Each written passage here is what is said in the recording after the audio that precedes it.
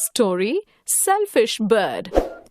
एक बार की बात है, एक जंगल में बहुत सारी बर्ड्स यानी पक्षी रहते थे। जानते हैं कौन कौन रहता था? पैरट यानी तोता,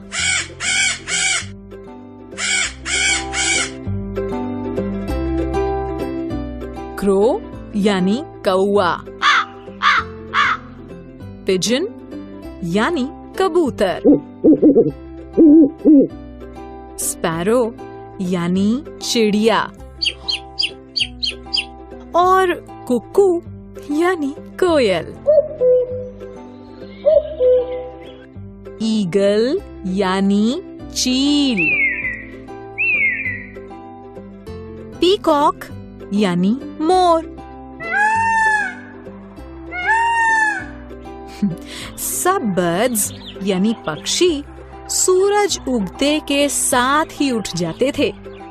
सब साथ में अपना दाना ढूंढने जाते, शाम को मिल बांट कर खाते, खुले आसमान में खेलते और फिर सो जाते। उन पक्षियों का राजा था पीकॉक यानी मोर, जो बहुत ही समझदार था। सारे बर्ड्स यानी पक्षी अपने राजा को बहुत प्यार करते थे।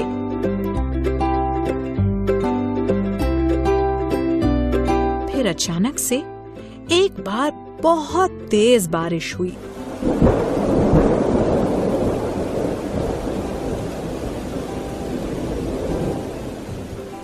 जिससे आसपास के गांव की फसल बर्बाद हो गई। बेचारे बर्ड्स यानी पक्षी रोज जाते दाना चुगने और रोज खाली हाथ लौट कर आते। इस बात से सारे बर्ड्स बहुत ही परेशान थे। अपनी परेशानी लेकर वो सब राजा पीकॉक यानी मोर के पास गए और राजा ने एक सभा बुलाई। पीकॉक ने बोला, बताओ क्या परेशानी है? सबसे पहले मिट्ठू पैरट यानी तोते ने रोते रोते बोला, इस बार की बारिश से सारी फसल बर्बाद हो गई है। फिर पीछे से चहकते हुए भूरी स्पैरो यानी चिड़िया बोली, दूर दूर तक एक भी दाना नहीं है। ये सुनकर नीलू पिजन यानी कबूतर गुटर गूं करके बोला, कटरकूं कटरकूं, ऐसे तो हम सब भूखे मर जाएंगे। काली कुकू यानी कोयल बोली, मैं तो भूख के मारे कूं कूं करना भी भूल गई हूँ। हीरा क्रो यानी कौआ काव काव करते हुए बेहोश होकर गिर पड़ा।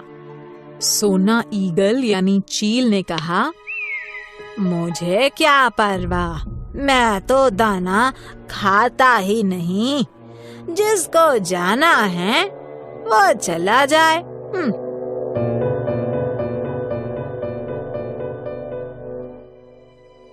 सब बर्ड्स की बात सुनकर पीकॉक ने कहा, ये तो बहुत बड़ी समस्या है। कल से तुम सब अलग अलग दिशाओं में जाना और दाना ढूंढ कर लाना। सबको ये बात बड़ी ही अच्छी लगी और सब बर्ड्स ने जोर से कहा, बोलो हमारे राजा पीकॉक की जय।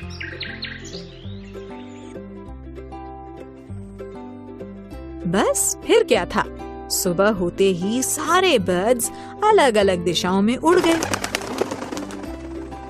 पर मीना मैना यानी मैना बाकी पक्षियों से कुछ आगे निकल गई। वो आराम करने के लिए एक पेड़ की डाली पर बैठी और अचानक से वो क्या देखती है?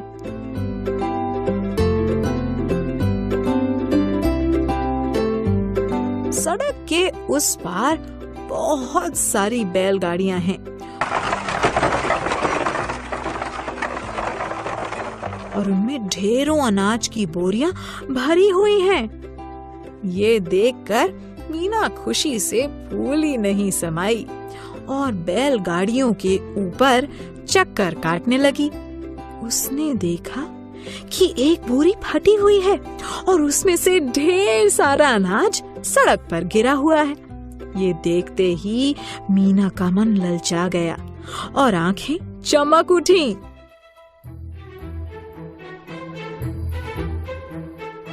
सबसे नजर बचाकर छुपती हुई वो एक बड़े से ढेर के पास बैठ गई और उसने जी भर कर अनाज खाया और बोली, हाँ, वाह, क्या बढ़िया दाने हैं। ऐसे दाने तो मैंने आज तक कभी नहीं खाए। इसके बाद वो जाकर आराम से सो गई।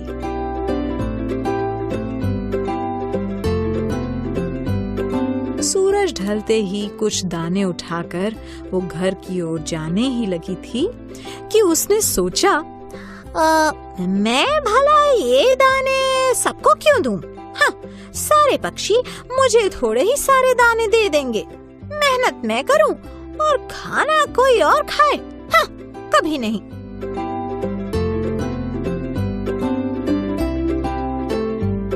बस फिर क्या था। शाम को जब अपने अपने दाने एक जगह इकट्ठे करने की बारी आई तो मीना ने कहा, गांव के उस ओर ढेर सारा अनाज है, पर वहाँ जाना खतरे से खाली नहीं है। मैं तो बस थोड़े ही दाने ला पाई हूँ। ये सुनकर सब ने मीना की समझदारी की तारीफ की और मीना मन ही मन अपनी चालाकी पर मुस्कुराने लगी।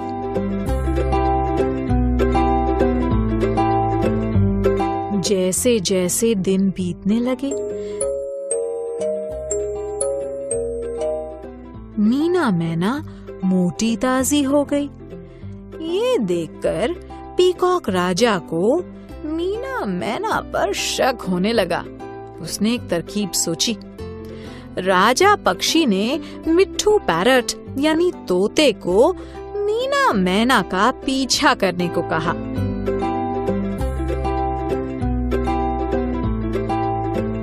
जैसे ही मिट्ठू पैरट ने मीना मैना को अनाज खाते देखा तो पूरी बात उसकी समझ में आ गई।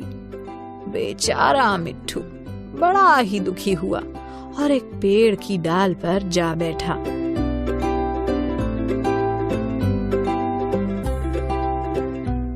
पर ये क्या? अचानक से एक बैलगाड़ी तेजी से आई और मीना के ऊपर चढ़ गई। मीना दाना खाने में इतनी मगन थी कि उसे पता ही नहीं चला। मीना को बहुत चोट आई और मिट्ठू उसे वापस जंगल ले गया।